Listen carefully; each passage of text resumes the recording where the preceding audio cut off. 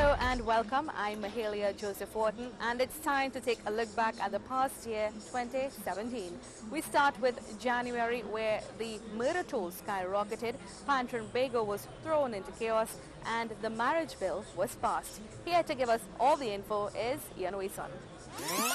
52 murders were recorded in the first month of 2017. Perhaps the most outrage was vented with the death of 15-year-old Rachel Ramkisoon, killed on the day she overslept in preparation for an exam. She wanted to study and get a good job to take care of her mother because she grew up in poverty. Last Sunday we were going to the beach and we asked her to come in and she was in her books. She said no, because she have exams, she don't want to go to the beach. Double murders, dumped bodies, decapitated corpses, and execution-style killings. A drug lord, Curlin Mice George, and Shamir Ali, ambushed and killed close to the Maracas St. Joseph police station. Bullets fired at lawmen, condemned by the top cop. Then there was bacchanal in chutney over the sampling of melodies. There is no chutney in the chutney. There is no chutney in the chutney. Where the chutney gone? The Copyright Organization and the Chutney Association said no sampling unless permission is given. Bacchanal in Pan. Keith Diaz fell ill as checks to Panmen bounced. Government stepped in and put the National Carnival Commission as the overseer of Pantran-Bago, but the organization was not pleased. Then talk of a forensic audit for Pantran-Bago again.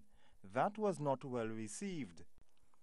Also in January, the child marriage debate. The bill passed with 5 abstentions. The president of the Islamic Ladies Social and Cultural Association, Shaliza Khan Ali, said her members were disturbed. There were no exceptions in the bill. Accusations of sexual misconduct against Dr. Rolf Balgobin at Angostura Holdings Limited, and it raised the hornet's nest that brought the rage of the Seamen and Waterfront Workers Trade Union.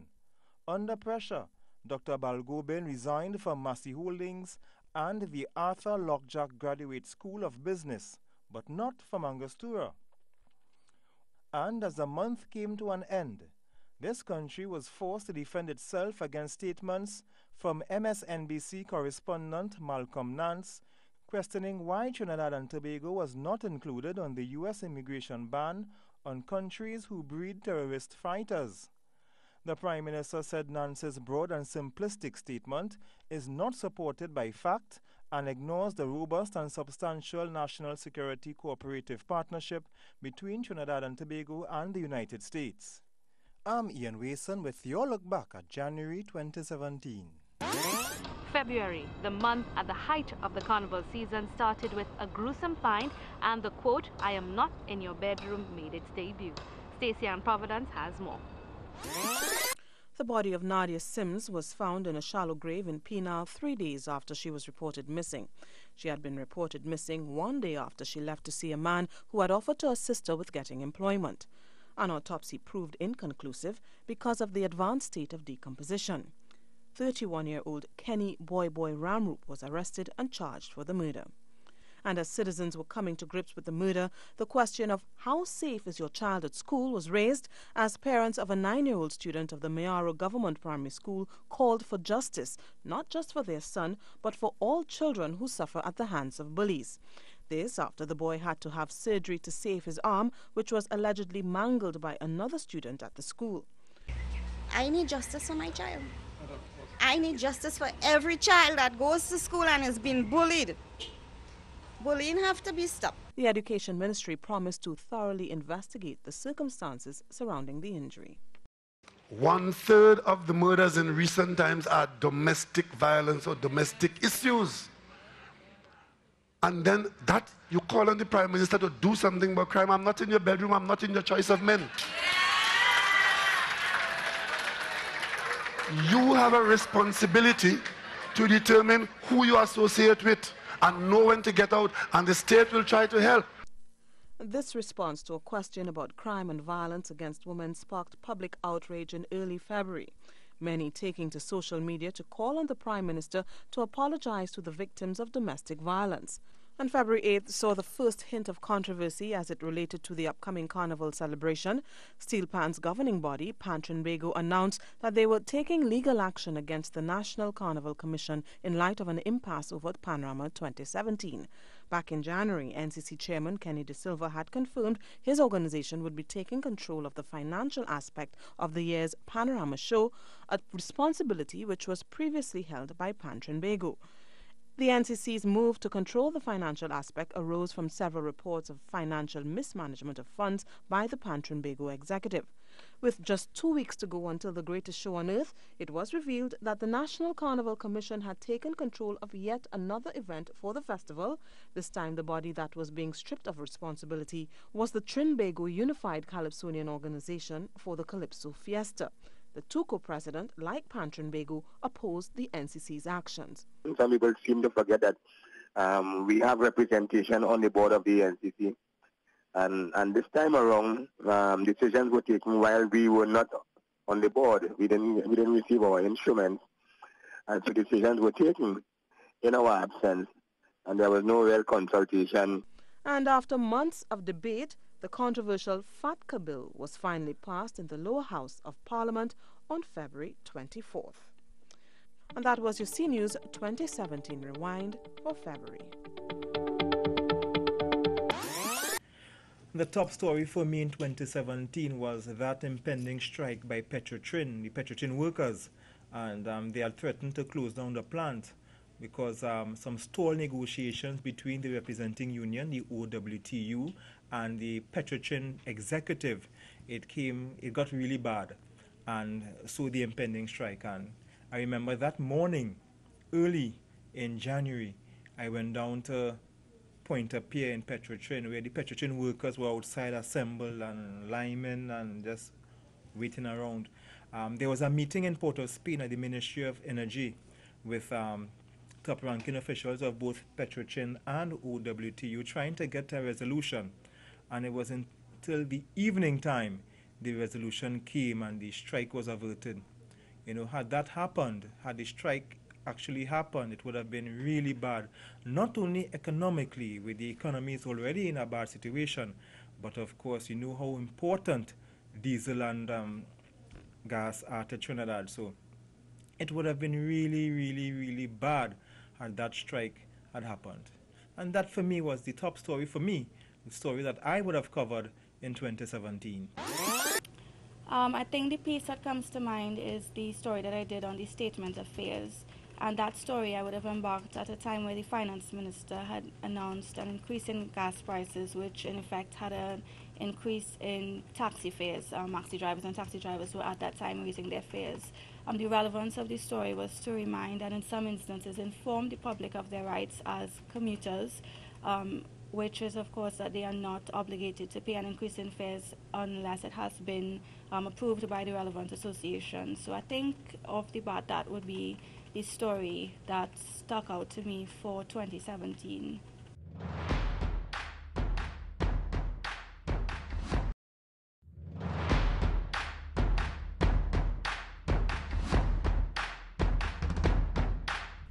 You're watching C News Rewind 2017. 3 months into the year and controversy soars as government announced plans to shut down several state agencies. This forced different labor bodies to come together to stand against the government. Rishi Harinanan highlights these stories and more. The month of March saw the closure of at least 4 state companies, one being the Tourism Development Company.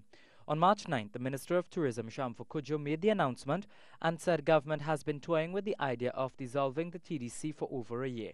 She explained the decision will not take immediate effect.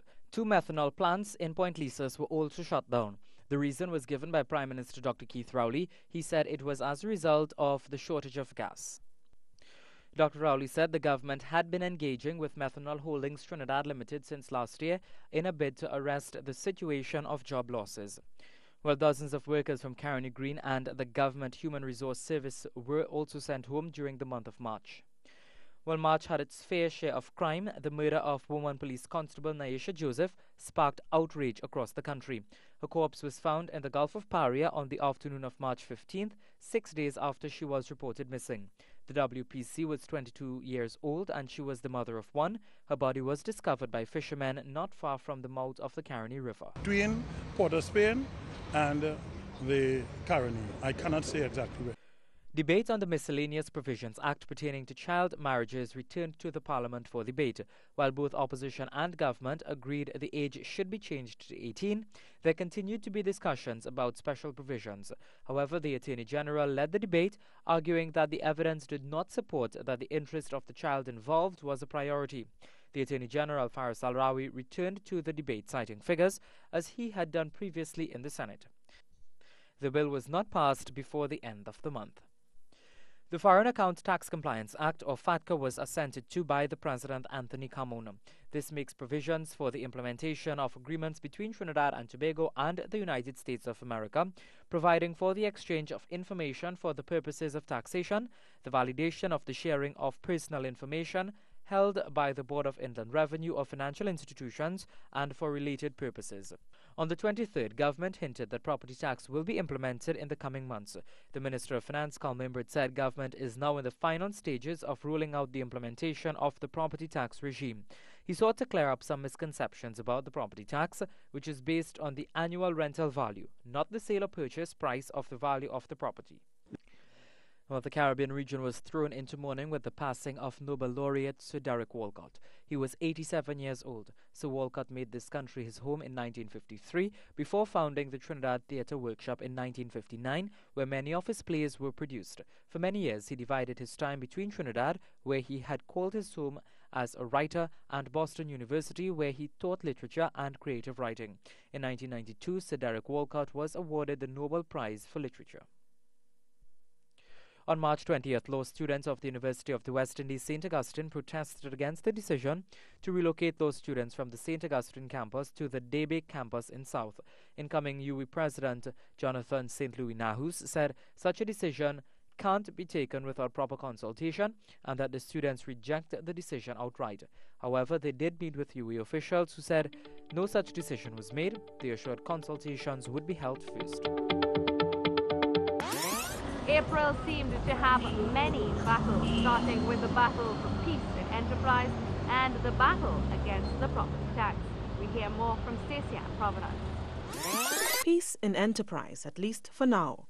The community in March was a hotbed of gunshots and killings, but April saw residents retain a measure of calm thanks to joint police-army patrols and an initiative that claimed its aim was to help foster peaceful living.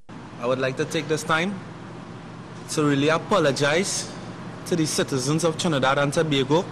Visibly chastened and stammering, Abdul Wakil, or Crisis, begged his community for forgiveness and said he hoped that his transformation would be a quick one. It began with the announcement that the organization to which he was affiliated was no more. From here onwards, the names unruly ISIS and Rasta City shall not be used no more when referencing the parties. Amidst all this concern for enterprise, several other communities were thrown into shock and horror, like Reform Village, where a chopped-up body was found in a latrine. The dead man, Diraj Badesi, believed to have been killed on his birthday. In Tobago, concerns were rising over the sea bridge. The Superfast Galicia's time in TNT was quickly counting down, and there didn't seem to be a contingency or solution to the cargo ferry challenge that posed. The Galicia eventually left for Spain on April 21st, and after several meetings with various stakeholders, a temporary measure was put in place. Now, many remain skeptical about the sustainability and efficiency of this solution. Businessmen in particular had issue with the open-air barge to transport their goods, as well as the time to transport their goods has also extended. The cargo ferry wasn't the only one with trouble. These were upsetting times for travelers on the sea bridge. Look at my people suffering inside there, you know. I've been here since about like quarter after 12 this morning, close to 1 o'clock. Towards the end of April, on the 23rd, oil company Petrotrin was under the microscope again after a leak was reported at one of its tanks in the Pointe-a-Pierre area. Then, we were told 123,850 barrels of fuel oil leaked from tank 70 at the refinery, but the majority of the oil was contained.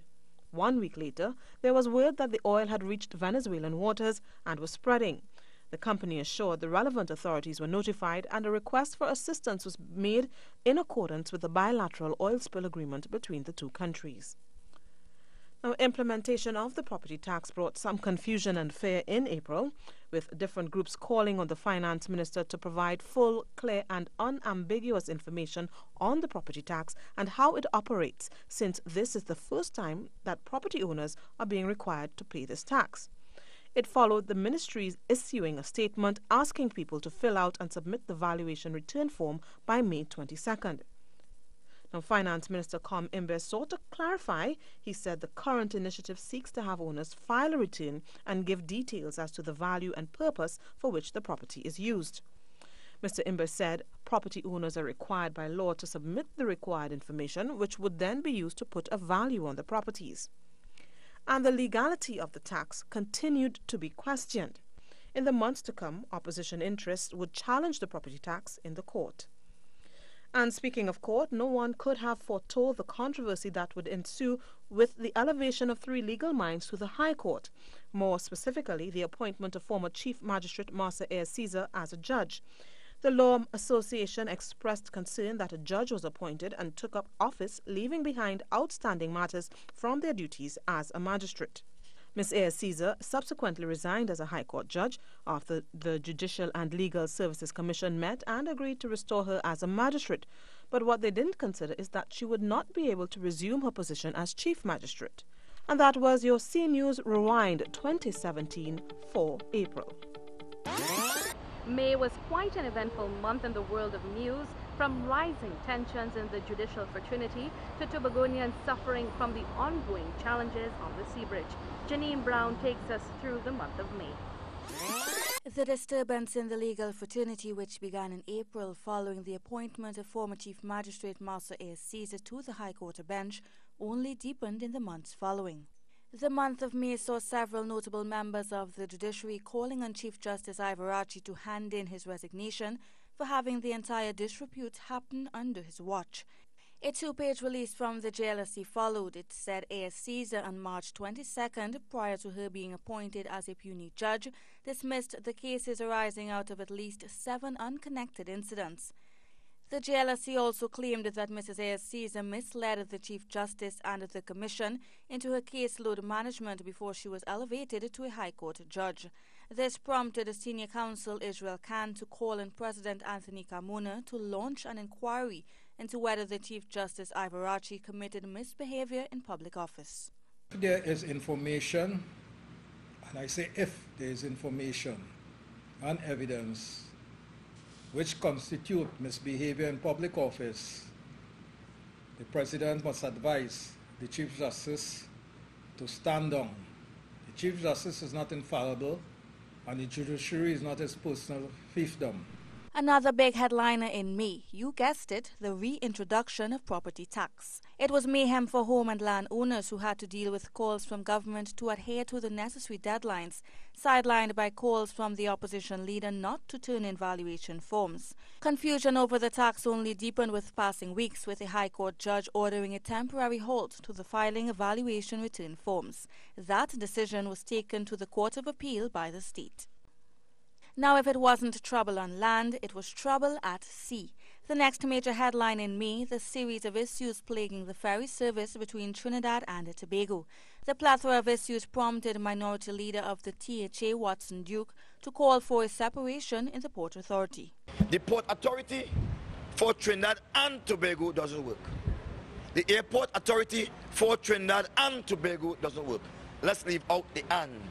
Let's have Port Authority for Tobago, Port Authority for Trinidad, Airport Authority for Tobago, Airport Authority for Trinidad. It could be the economic climate, paired with the government of the day pleading with citizens to adjust their spending to suit, that made this next story a top headliner in the month of May.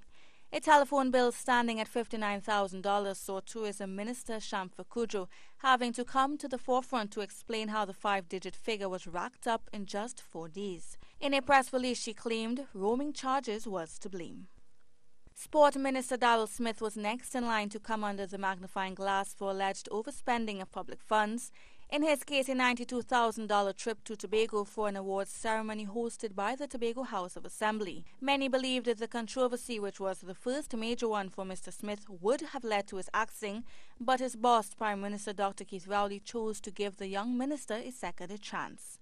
Well, while Mr. Smith remained in his position after the debacle, former acting permanent secretary of the Ministry of Sport, Natasha Barrow, had to bow out of her responsibilities.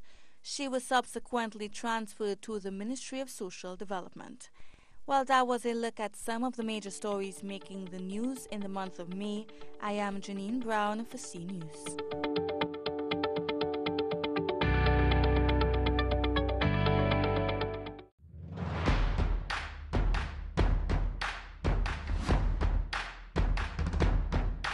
The Tobago House of Assembly elections took center stage in Tobago. Our Tobago correspondent Patricia Nicholson gives us a look back at the first half of Tobago. So many major developments happened in Tobago throughout 2017, from electing a new THA Executive Council to the changing of names of various THA divisions, and not to mention the painful air and sea bridge challenges experienced and still being experienced even till now.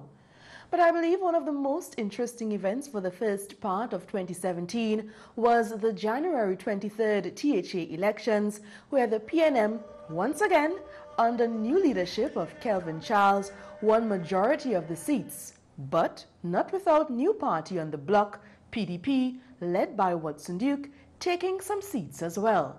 Here's Kelvin Charles following PNM's victory. I say thanks be to God for leading us through an exciting season of campaigning to the victory we claim tonight. We acknowledge that the people of Tobago have spoken loudly. Mr. London, I say thank you on behalf of the people of Tobago. We have progressed admirably under your astute leadership. And the only way really to honor you is to ensure that over the next 4 years, we in fact build on your platform and take Tobago to the next level. And now to the PDP after they got 2 out of 12 seats. 6 months old, and the Progressive Democratic Patriots, led by Watson Duke, has won 2 seats in the January 23rd THA elections, seats that were held by the PNM for 16 years. Mr. Duke says it's a win for the PDP. We are winners today. We would have triumphed. Basic mathematics, arithmetic will let you know that if someone has 12 and you were to take 2 from them, then the person who would have lost the 2 would have indeed lost. There's no way you could lose when 2 is minus from you. He says despite all attempts by opposition forces to get rid of him, Monday night's results told him something. Based on the firepower they used against Watson Duke should not have been a feature in this race. Mr. Duke says his party has started a revolution in Tobago and is here to continue fighting for the people of Tobago. Warnings, apologies and votes of no confidence dominated the month of June. And as Marie Hull tells us, it took more than a storm to shake things up. Let's rewind to June. A lengthy meeting inside the Hall of Justice in Port of Spain, where over 400 members of the Law Association cast votes to say there was a lack of confidence in Chief Justice Ivor Archie and some members of the Judicial and Legal Service Commission following the handling of the Mahalia Joseph fiasco. 5 resolutions were voted on, and while the outcome of their vote had no legal value, prominent lawyers said it threatened to undermine the public's confidence in the judicial system. Later in the month, Mrs. Joseph published what was deemed her side of the story, writing to President Anthony Carmona saying her removal as a High Court judge was unlawful and unconstitutional, as she was put under pressure to resign. By the 6th day of the month, it was back to the courts. The appeal court overturned the ruling by Justice Frank Sipasad, paving the way for President Anthony Carmona to appoint 2 new judges to the High Court. Former Government Minister Devant Maraj had sought to stop the appointment, challenging the constitutionality and the legality of the Judicial and Legal Service Commission. And in that same week, The Court of Appeal overthrew another injunction granted by Justice Frank Supersod, which had halted the issuance and collection of the property tax valuation return forms. It cleared the way for government to issue the property tax evaluation form. However, the courts implied it was unlawful for the Commissioner of Valuations to compel the submission of the forms. Also in June, the Miscellaneous Provisions Marriage Bill 2016 was passed in the Parliament and assented by the President. Now, the legal age to get married in Trinidad and Tobago is 18 across all sectors. Before he became Monsignor and Bishop-elect of the Diocese of St. George, Grenada, Roman Catholic priest Clyde Martin Harvey was robbed at the St. Martin's RC Church in Gonzales. The bandits tied up the priest, ransacked the presbytery, and took $1,000 and a mobile phone and other items from the church before making their escape. Upon appointment of becoming bishop-elect, Father Harvey maintained that he was not leaving because of fear. Arguably, the most significant event of the month was on June 18th. Tropical Storm Brett was on the rise. The Met Office issued a tropical storm warning for Trinidad and Tobago, Grenada, and its dependencies. The country was placed on high alert from the officials, leaving Labor Day to feel not so holiday-like. Areas such as Orupun, Chagonas, Penal, Siparia, and Sandy Grande were left quaking as floodwaters posed a serious challenge. In Tobago, one pensioner lost her home after it collapsed during the storm.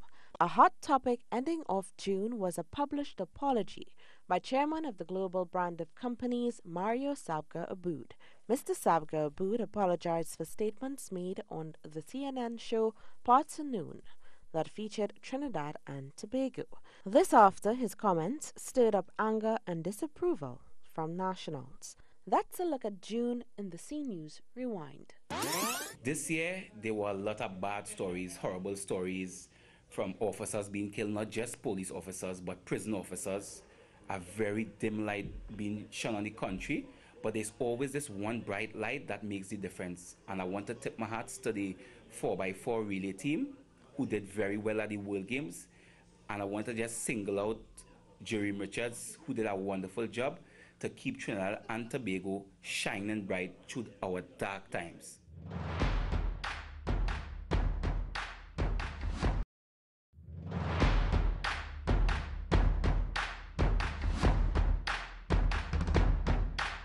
A call from a significant figure to end the SCA examination, the shortest ever ministerial appointment, and the death of a rising soca artist dominated the month of July. Peter Christopher tells us more. The month of July started with scandal as Port of Spain South MP Marlene MacDonald, who had been appointed Minister of Public Utilities on June 30th, had her appointment revoked on July 2nd. The dismissal came after a breach of protocol facilitated by Ms. MacDonald, who allowed her constituent Andrew Berkey Burke to attend the swearing-in despite the fact that he was not listed to attend nor properly outfitted to enter President's house. The Prime Minister would explain somewhat Ms. MacDonald's dismissal, stopping short of describing Berkey as a criminal threat. The results of the SCA came out in July, and Point Fortin student Lexi Balchan from the Point Fortin Astra Primary School topped the SCA examination. However, days later, Archbishop Joseph Harris said the SCA should be discontinued altogether. Prime Minister Dr. Keith Rowley would also visit Point Fortin in July to host his second conversations with the Prime Minister, where he expressed concerns about the handling of WASA and Petrotrin. During the 7th month of the year, there continued to be concerns about the JLSC, as Ramesh Lawrence Maharaj confirmed that Marcia Ayres Caesar would take action in relation to her removal as a High Court judge. Mrs. Ayres Caesar confirmed that when she was asked to resign by the President, she was told not to consider suicide. Her application for judicial review went to San Fernando High Court towards the end of the month. It would be an overall busy month for attorney Ramesh Lawrence Maharaj, who represented the CLICO policyholders as they challenged the government's attempt to liquidate assets of CL Financial. The policyholders were initially able to hold off the government's plans, but the government won their appeal to appoint liquidators later. The matter, however, raised questions concerning land owned by the CLICO group and in particular the future of No Man's Land and the Golden Grove Estate in Buku, Tobago. Another notable court matter in July saw Solomon Bash appear in court charged with the murder of Hafiza Rose Mohammed and 13-year-old Vidish Subar in the incident known as the Malabar double murder. Bash was the brother of Hafiza Mohammed. Wayne Liverpool appeared alongside Bash, while Devon Edwards would later be charged with the crime. Subar was laid to rest, with opposition leader Kamla Persad-Bissessar in attendance at the funeral. On a sad note, soca artist Devon Matthews collapsed and died of a heart attack moments after performing at Tribe's band launch in July. The soca artist had just experienced his most successful year as a performer, having placed third in the Soca Monarch with his collaboration Ella Andel, The Journey. At his funeral, praises were heaped upon Matthews and his no-killjoy attitude. Marshall Montana would be among those who praised him. I'm Peter Christopher, and those are the stories that caught our eyes in July. A former Attorney General was arrested, and Port of Spain looked like Faizabad on Labor Day as the union movement called for a boycott of the 1%. Sherilyn Lewis reminds us what happened in August. Topping the list of stories in August was the arrest of former Attorney General Annan Logan on Tuesday, 27th of August. A party of officers led by Deputy Commissioner of Police Harold Phillip went to the Palmer's Park home of Annan Logan, where he was arrested, allegedly for misbehavior in public office and perverting the course of justice. He was brought to the Police Administration Building on Sackville and Edward Streets, Port of Spain, for questioning. After a long wait and several delays, on the 9th of August, the Ocean Flower, a ferry that was supposed to bring relief to the problems on the sea bridge, was relieved of its contract. Speaking to C News via telephone, Port Authority Chairman Alison Lewis said, under the terms of the contract for the Ocean Flower 2-passenger ferry, the decision was made by the board to cancel the contract for the vessel because of its non-delivery. The Ocean Flower 2 left its port of origin in South Korea on June 29th and was expected in Port of Spain since July 26th. Ms. Lewis said, while an extension to August 1st was given, to date the vessel did not arrive. In fact, the vessel arrived in September to go on dry dock. Also in August, on the 4th, during a day of march by the labor unions, the call went out to boycott businesses owned by what was referred to as the 1%, referring to a show on CNN that featured a businessman claiming success in this country. Mr. Roger called on the workers to respond. And we are going to identify all 120 businesses. And we are going to tell all our members not to spend your money to strengthen those who say they have the power, which power they're using against all of us, to boycott their backsides, left, right and center, now and forever until we bring them down. And in some sad news, the Indian music fraternity was plunged into mourning on the 27th with the passing of legendary singer Nazimul Khan. Khan made his debut in public singing in 1976 when he entered the popular Mastana Bahara competition. He had several international tours, including Canada and the United States. He has several recordings to his credit, including Sentimental Journey 1 and 2, Gold 1 and 2, and Devotional Melodies. Nazimul Khan was the brother of renowned singer Ruby Khan Guptar. I'm Sherilyn Lewis with a quick look at August as we rewind 2017. Hurricane devastation dominated the month of September. Marie-Therese Bernard rolls back the month of September, where Prime Minister Dr. Kit Rowley was called to the GSC. Early in September, the Caribbean looked on in horror as Hurricane Irma devastated Barbuda, rendering the island uninhabitable. When Prime Minister Gaston Brown surveyed the island the day after the horrific event, 95% of the island was destroyed, with schools, hotels and hospitals annihilated. From Anguilla to U.S. Virgin Islands, Hurricane Irma caused over $60 billion in damage, with over 130 fatalities. Before the Caribbean could recover from Irma, 2 weeks later, Hurricane Maria brought more torment to the Caribbean. Dominica was flattened. At least 15 people were killed and 20 others missing. Prime Minister Roosevelt's cabinet tearfully told a local television station it was a miracle that the death toll was not in the hundreds. The storm later devastated Puerto Rico, leaving the whole island without power and killing almost 500. By the time Maria weakened, the hurricane caused over $100 billion in damage and almost 550 deaths. Many across the Caribbean moved to help the devastated islands, with the Minister of Works and Transport Rohan Sinanan donating 1 month's salary. And in other news, the Prime Minister, Dr. Keith Rowley, labelled the Port of Spain a den of conflict, corruption and iniquity, warning that it was in great danger of being obliterated. He was speaking at the Joint Select Committee meeting on land and physical infrastructure, where he noted a blind man on a galloping horse could see that something was wrong. For this reason, the government had to intervene and do something to bring the port back from spinning off into oblivion. The Prime Minister also made the report of the lone investigator into the acquisition of the vessels of the Trinidad and Tobago Seabridge, former Chamber of Commerce President Christian Mute, available to the JSC. The National Academy of Performing Arts, that's NAPA, was filled to capacity as the Trinidad and Tobago Film Festival kicked off, featuring Green Days by the River. Author Michael Anthony got star treatment, and although he had not seen the film ahead of time, he indicated that he was honored and even a bit surprised by all the buzz around the book. I'm Marie-Therese Bernard with your look back at 2017. Right. The biggest news story right about now is the millions of dollars that is being stolen. While we here in Trinidad want some money right about now in this hardcore season for Christmas. Help solve the crime situation in the country, you know. And more spreading more love and joy, you know, to your fellow men, and you know. I just think that is the normal basic thing.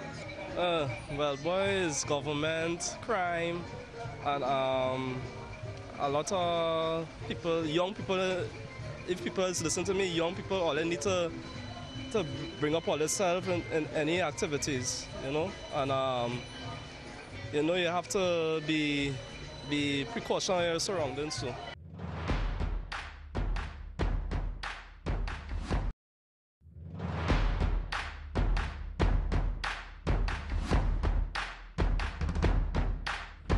Have you ever wondered what it takes to prepare the stories for you? Well, let's take a behind-the-scenes look at the preparation. After referring to the board for the assignment on arrival at the office, the journalist then proceeds to the site with the cameraman. There, the reporter compiles the story, conducting interviews, speaking with the players of the story to gather information to include in the report. Upon returning to the office, the journalist then sits, logs the footage and determines the footage that will be used, and writes the story. The script is then passed on to the producer, who checks the story, making necessary changes in the script. The experienced producer checks for grammar and syntax errors, as well as fact-checking. After the producer gives the green light, the journalist then narrates the script. Balkaran Prasad of Balu Engineering said they have been contracted to redesign the beachfront and upgrade it since July 2017, and so far the project is near completed. The video and the journalist's narration is then married together by the video editor, who carefully puts together the package and sends the finished file to the control room, who will play the package during the newscast.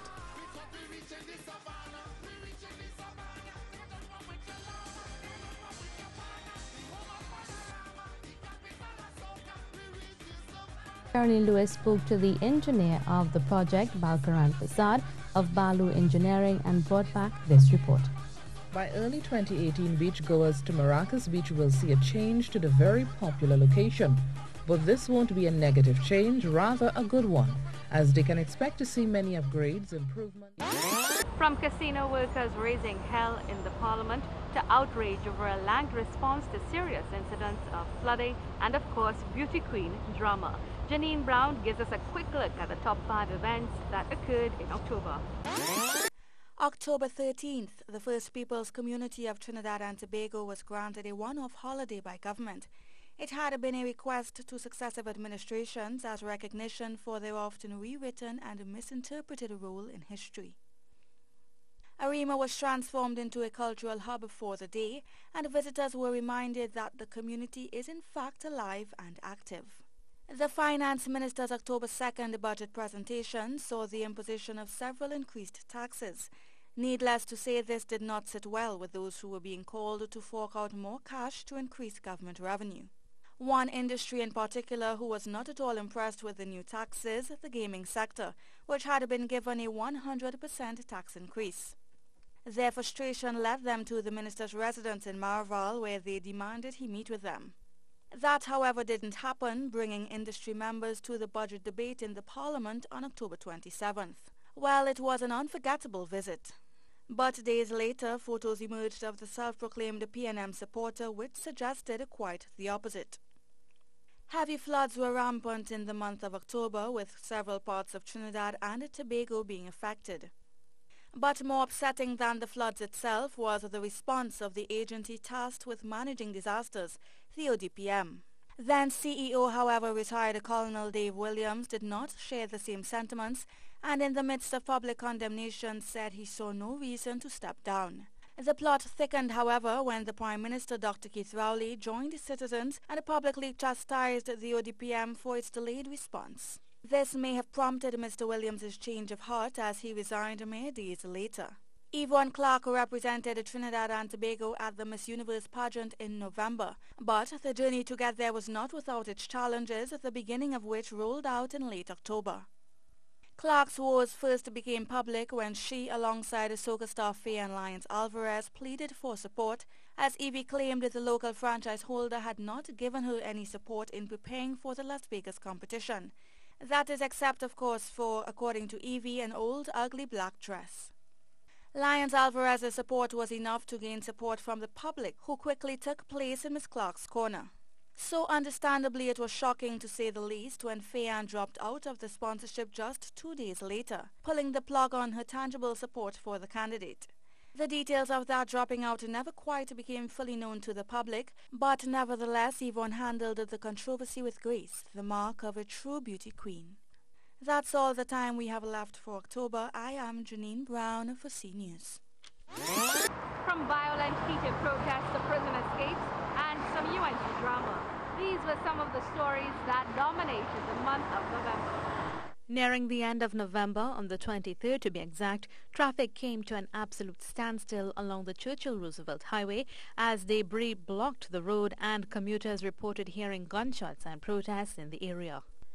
It was reported the protests were started by residents of Beetham Gardens as a result of the arrest of a known gang leader and his accomplice from their community. But when C News journalist Shirley Lewis visited the area, residents denied such reports. In fact, they said they were protesting poor drainage and poor representation. Jason Macmillan from Phase 1 Beetham Gardens said residents were fed up of the lack of development in the area.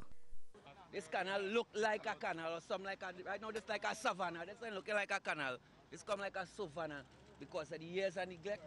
Grass grow up here, it's bottles here, it's all kind of thing. It's sickness start to come in here. Now we as human beings, at the end of the day, when election time come around, they just come right to the same community, look to these same neglected people to give them the support and the stronghold. The protests prompted a heavy police and army presence in Beetham. He said the residents knew nothing about the blocking of the roads and reports of shooting. Cell phone footage captured by commuters stuck in the traffic depicted otherwise. The acting commissioner of police, Stephen Williams, said he thought the community of Beetham was making progress with its image, but he was proven wrong. Prime Minister Dr. Keith Rowley had given directions to the police and the defence force to work together to ensure that such lawlessness does not take place in the future. He said the police had the right to go into the community and execute their duties. As such, the decision by residents to obstruct the officers will not be tolerated. Later on in the week, Acting Commissioner of Police Stephen Williams said those who were involved in the Beetham Gardens protest are being investigated as a lot of the altercation was captured on video. But the Beetham protests weren't the only thing taking up law enforcement's time. On November 27th, businesswoman Vicky Boodram was unlawfully released from the women's prison in Golden Grove, Arouca. Commissioner of Police Stephen Williams had ordered an investigation. 35-year-old Boodram was on remand since March 2016 after being denied bail on 175 fraud-related charges. A nationwide search was on for the recapture of the prisoner. Stuart Young, who was the acting Minister of National Security at the time, confirmed that forged documents were used in the escape of Vicky Budram. On to another topic, the UNC's internal elections. Superior MP Kamla Prasad-Bissessa was confident that she would indeed retain her position as the party's leader. In the build-up to the UNC's internal election, she fired several salvos at her opponent Vasant Bharat for his claim that the UNC in its current state cannot win a general election. In the end, Mrs. Prasad-Bissessa retained her position as political leader. On the last day of November, it was announced that a ministerial committee has been mandated by the Prime Minister to get a new ferry to service the sea bridge, as the Port Authority of Trinidad and Tobago failed once too many in the pursuit of the new ferry for the inter-island sea bridge. The tendering process, which infamously led to the failed acquisition attempt of the Ocean Flower 2 for the route, failed for the sixth time, stirring the Prime Minister's decision. Minister in the Office of the Prime Minister, Stuart Young, said the government's involvement in the acquisition of a boat was not new, as it previously handled the acquisition of boats for both the sea bridge and the water taxi services. On a much lighter note, do you remember the Miss Universe controversy from October? Well, on November 2nd, it was announced that Yvonne Clarke was heading to Las Vegas to represent the country at the International Miss Universe pageant. She was reinstated by the Miss Universe Trinidad and Tobago Committee. At the competition, Yvonne represented the red, white and black, and although she didn't win the title, she was in high spirits and was grateful for the opportunity to represent the country.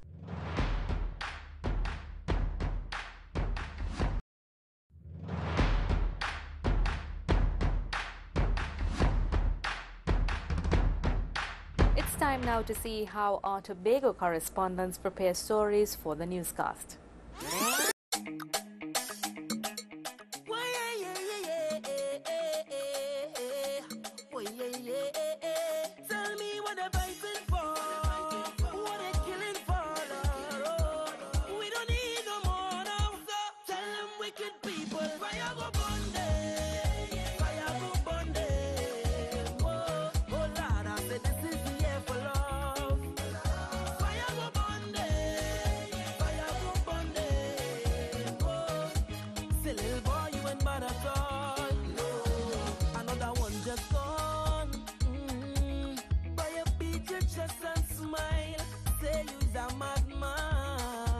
Another young boy fall. Your soul can't rest at night. Oh, you is a bad man. Bad man is a man who will defend woman and protect the young ones by any means, Lord. You ain't no bad man, boy, nah. You ain't no bad man. A real bad man does make his own decisions. He don't need anyone. He only needs God. You ain't no bad man, boy, nah. You ain't no bad man. A spike in murders and the anti-gang legislation bacchanal grabbed the headlines in December. Karen Cozier-Phillips takes a look back. A bloody start to the month of December, with 16 murders within the first 4 days. On December 1st, there were 6 reported homicides, with 3 more murders on December 2nd, 4 on December 3rd, and a double homicide in Morval on December 4th. Among the murders that grabbed national headlines in December were the killing of a police officer, the death of a toddler by her father, and a triple homicide in Cunupia. On December 11th, 31-year-old police constable Richard Babwa was fatally shot in an exchange of gunfire during an attempted robbery at the Long Yan Chinese restaurant in Aruca. One of the bandits was subsequently killed by police, another was hospitalized, and the third apprehended. On Tuesday, December 12th, 1-year-old Soraya Martin was hit by a bullet from her daddy's gun. Keros Martin, a 29-year-old soldier, shot at 63-year-old Gregory Harak Singh, who was holding little Soraya at the time. Harak Singh was wounded while Soraya died at the scene. Martin has so far been charged with wounding with intent. On December 23rd, gunmen broke into a house at Bridle Road, Jerningham Junction, Cunupia, and fired several shots. Binta James, 27, her boyfriend Wellington Thomas, 31, and Kiston Guy, 32, were killed while sleeping. 2 children who were in the home at the time were not physically harmed. December also saw government's efforts to curb the crime spree plaguing Trinidad and Tobago being thwarted when the opposition failed to support the anti-gang bill in the parliament on December 7th. Attorney General Faris Al-Rawi provided figures showing an increase in the number of gangs over the years, from 91 in 2014 to 211 as of June 2017. The number of gang members also rose from 1,500 to 2,459 over the same period. After more than 12 hours of debate and committee sessions in the Parliament, the anti-gang legislation failed to get a special majority. Only the St. Augustine MP, with his abstention, would break the sequence of noes from the opposition bench. In the days following, Prime Minister Dr. Keith Rowley said opposition leader Kamla Persad-Bissessar and the United National Congress voted to maintain the status quo, where young people armed with guns were being recruited to kill innocent people. And that is so that crime and criminality can remain intractable and a chronic state of affairs in Trinidad and Tobago.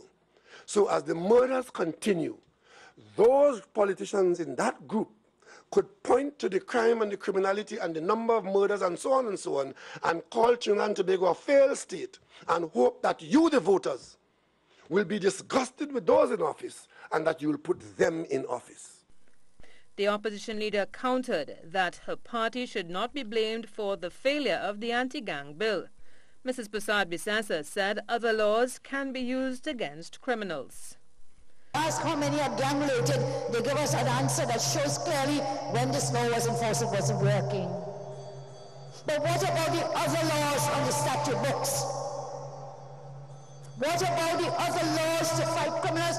Several public commentators blamed both the government and the opposition for the failure of the anti-gang bill, saying it was being used for political mileage.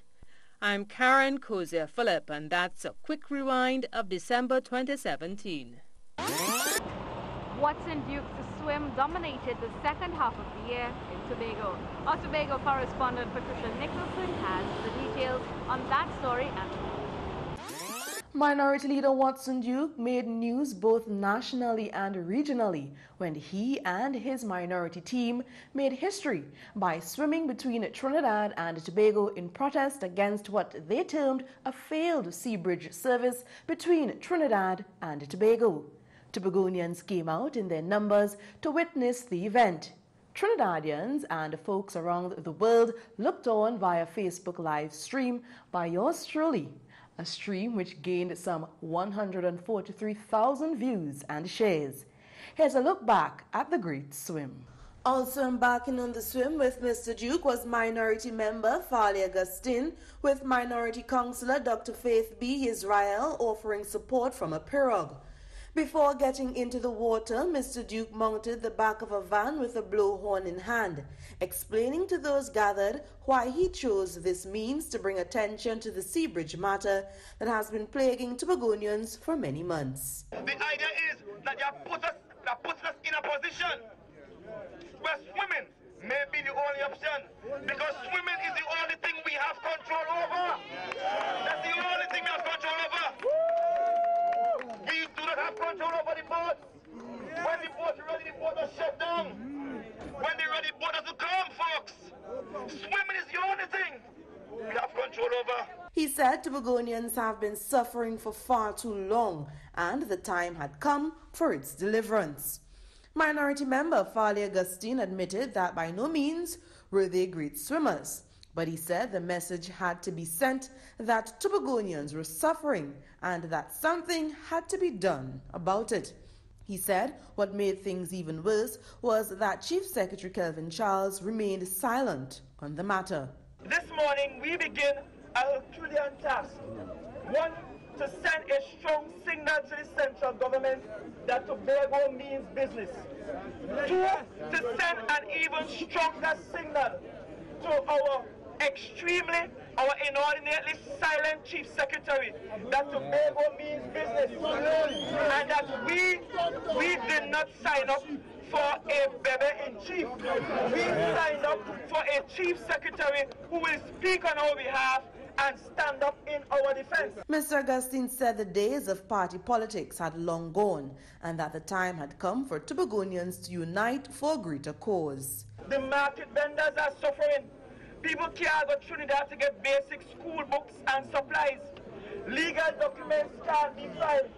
People have interviews in Trinidad and can't get a flight. People from all sides of the political divide expressed disappointment at the way in which the Seabridge situation was being handled and took the decision to stand in support of Mr. Duke's action. The team eventually jumped into the waters and began their journey to Trinidad with jet skis and pirogues alongside them. They arrived in Toco around 2 p.m. I'm Patricia Nicholson for C News. We've come to the end of 2017 as well as the end of C News Rewind. Thank you so much for staying with us for 2017, and we do wish you a bright and prosperous 2018.